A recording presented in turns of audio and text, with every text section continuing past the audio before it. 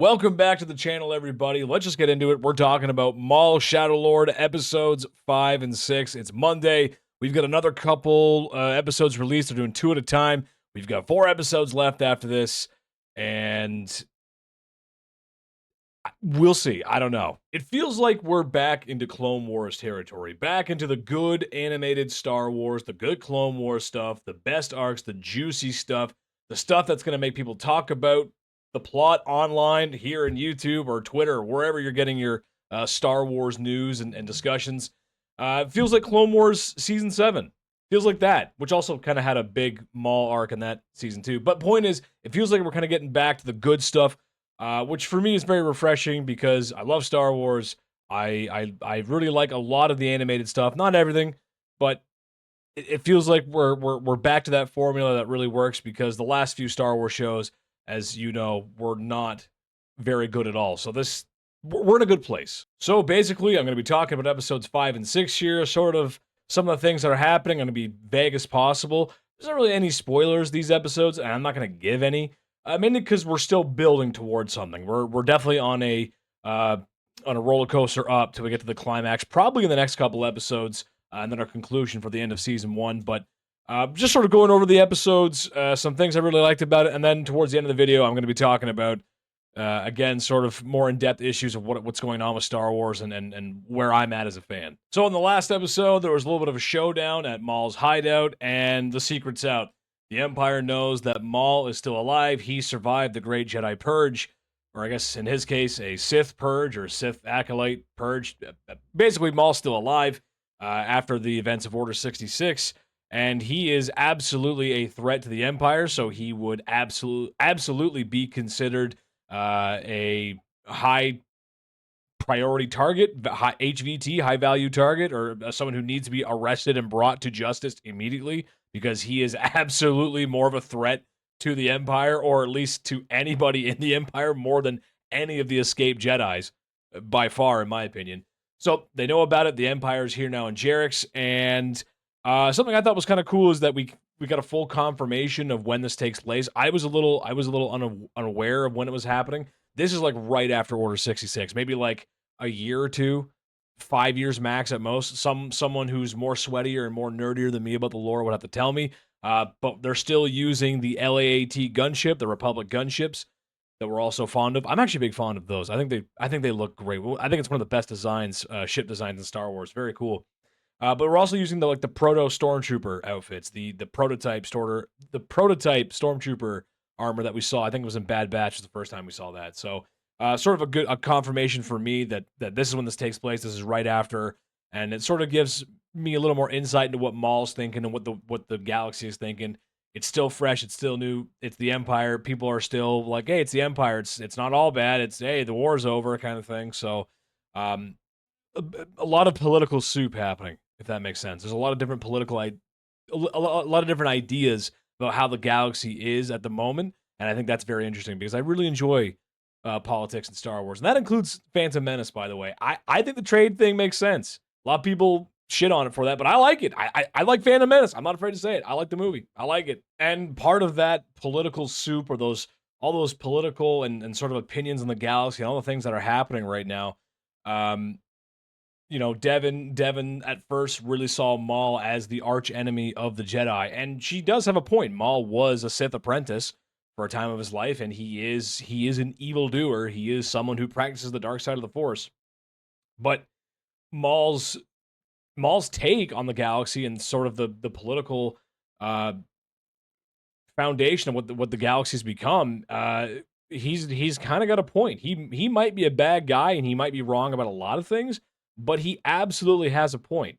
You know, the Empire took over. The Empire is they're the common enemy, not Jedi and Sith. That's not, you know, even though I feel like most people don't know that an evil Sith Lord is in control of the Empire and he's just tossed aside anyone, you know, who isn't part of that plan, but that includes Maul, obviously.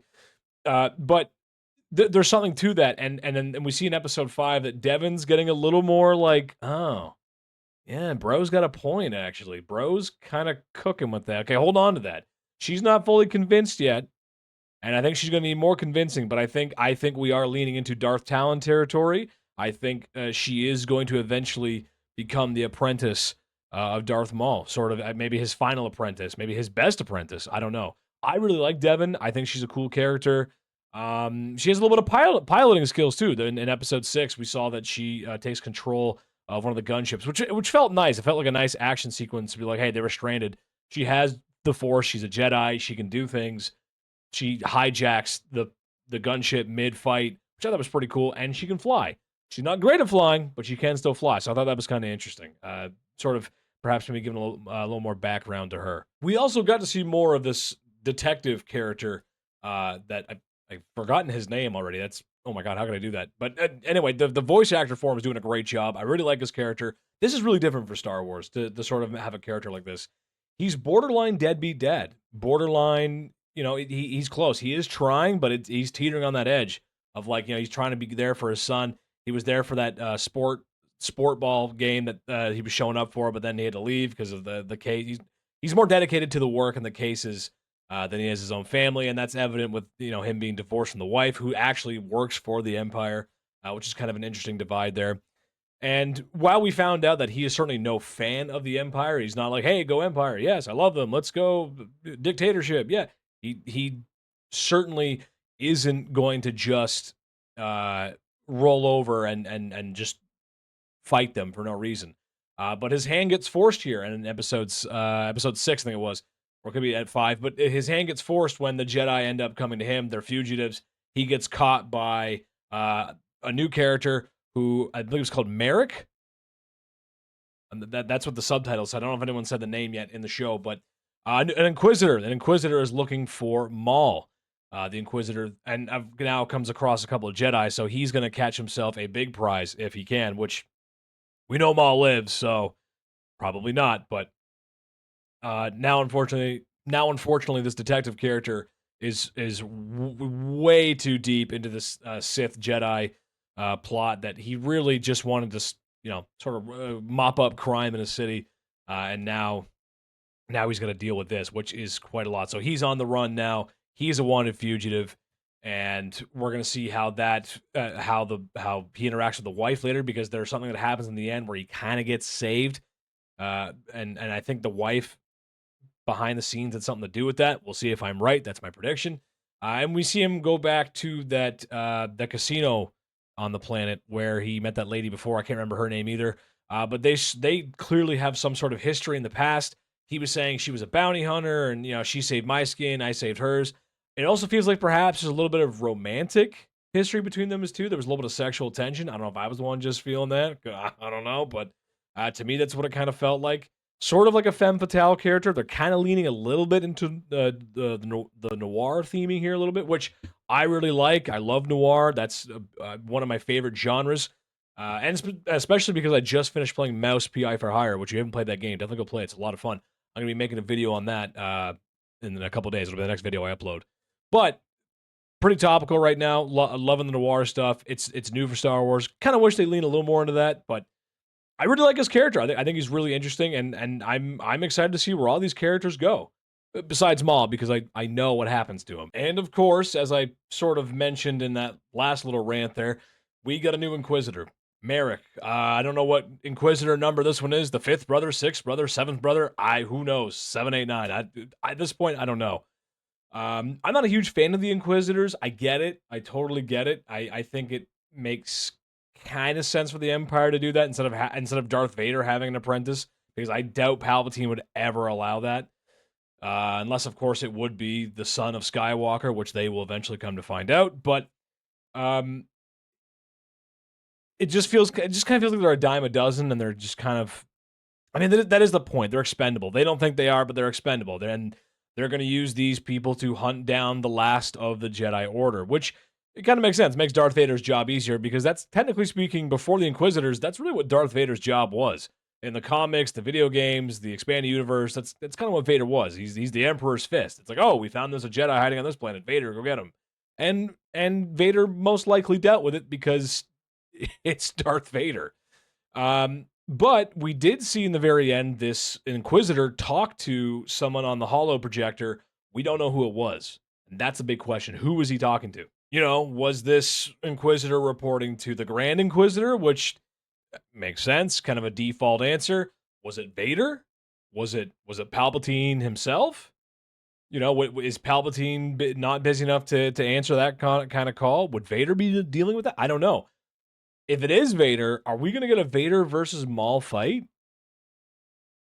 That feels like a pretty big deal to a lot of people. Again, it's kind of going to be a silly fight because both those characters would make it out of there alive, and we wouldn't really learn too much, but maybe I'm wrong. I don't know. It'd be a cool fight at least, right?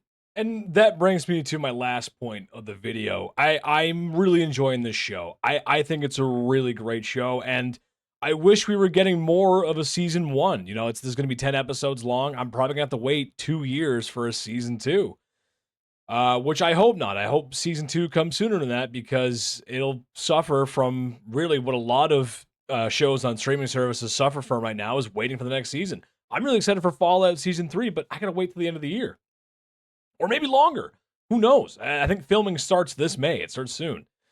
But when you're enjoying something like this, it's hard to come back and be reinvested after waiting so long, especially if there's nothing to tie you over. I know the Mandalorian movie comes out very soon. I'm gonna go see that. I'm a little indifferent about that one.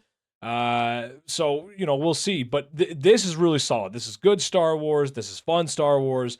It's fun to see what Maul was doing in between. Maul is one of the characters that I think should have been brought back to life, even though now they just do that to everybody, and death means nothing in Star Wars. But of all the characters, I think he absolutely got his flowers. He deserves what he gets, and it's really interesting to see this former Sith Lord build his criminal empire and sort of formulate his own schemes and plans. It's very, very interesting. It's just sometimes I think a lot of the stuff we get is prequels to the original movies. And it's really hard to feel a certain way about certain characters when we know what happens to them. And Maul's a really textbook example of that because he does have an end. We know what happens to him. It was in Rebels. I think that episode was like what, almost 10 years ago now? The finale with Kenobi in the desert. Which, by the way, I think a great finale. That final showdown, that sort of samurai draw, beautiful, very poetic, love it. And the last thing he says to Kenobi, beautiful. But I'm having this problem where I need to watch 3 seasons of this show to find out how Maul became that Maul. We saw him in Phantom Menace. He was this sort of mysterious apprentice, very quick, very angry, very aggressive, and he still sort of got that here, but now he's much more wise. He's learned from his mistakes, and he is not an idiot. He is not a moron. He's many things, but he is not stupid. But he's much more reserved here. He's much more calculating. In Rebels, he's more, he's still Maul, but he's still very consumed by his for his chase on Obi-Wan. He gets consumed by it. And I think he actually finds out that Kenobi's alive in Rebels. I think that's where he finds out that Kenobi didn't perish during the Purge. So he might not, I don't think he knows that yet. So that is a critical part of what, how I'm liking the character, because if he doesn't know that information, then, it makes sense to understand what he's feeling. But it's just tough when a lot of these shows and side projects that Star Wars does are prequels, because a lot of the times we know how their story ends up, and they already wrote the ending to Maul's story, which I thought was good. I'm happy we're getting what happened in between, but it really should have came first. And maybe I'm nitpicking and wishful thinking, but it's just hard to have that. And that you could say that about a lot of Star Wars prequel stuff, because it's like, I know where this happens. Why is this guy fighting? Even the Obi-Wan show, Darth Vader versus Obi-Wan. Was that the last time he saw him before the Death Star? As of right now, it is, because we're probably not going to get an Obi-Wan season 2, because that season wasn't very good. I'd like to see a season 2 Obi-Wan, but, and again, my problem with Star Wars, the consistency. It's all over the place. This is a good example of it, of us bringing back to good quality television, good quality animation, and good quality Star Wars universe. Just good Star Wars content. So that's where I'm at right now. But let me know what you guys think. Are you enjoying the Maul Shadow Lord show? I am. I think it's really good. I enjoyed episode 5 and 6. I really like the characters. I enjoy where the show is going, and I'm interested to see more. I'm upset it's only one season, but I'm looking forward to seeing more. Let me know what you guys think in the comment section down below. What are your predictions? What do you think is going to happen next? Do you want to see the Maul versus Vader fight? I know I do. And I want to know what the sequel fans are saying. What are the sequel lovers saying? The Acolyte lovers, are they watching this? What do you guys think about it? I'm kind of curious. Let me know in the comment section down below. Leave a like, subscribe, all that good stuff. Thank you so much for watching, guys. I'll see you in the next video. It's going to be a Mouse PI video. I love you guys so much. I will see you soon. Bye-bye.